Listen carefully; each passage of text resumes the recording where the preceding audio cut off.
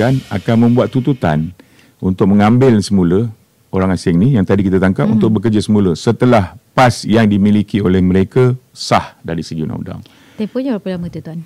Okey, untuk warga negara asing ni, tempoh reman untuk tujuan siasatan adalah 14 hari. Baik. Dan benda ni termaktub dalam Perlembagaan Persekutuan.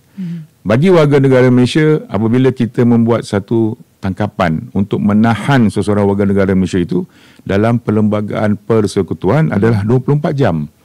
Jika siasatan masih perlu dilakukan ke atas orang tersebut, kita akan membawa mereka ke hadapan magistrate untuk mendapatkan satu perintah reman di bawah Seksyen 117 untuk mendapatkan lagi tempoh hari untuk tujuan siasatan dilakukan.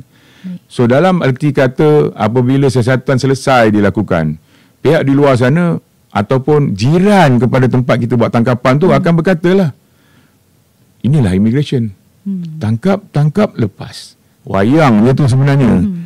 Okey, untuk makluman kawan-kawan di luar sana, sebenarnya apabila kita telah membuat tangkapan, sesi pembebasan yang kita lepaskan warga negara asing dan juga warga negara tempatan itu sendiri adalah sah dari segi undang-undang. Itu yang saya maksudkan tadi tu. Semasa kita membuat tugas-tugas probasi, kadang-kadang sometimes tu ada melibatkan majikan yang gagal mengumumkakan dokumen.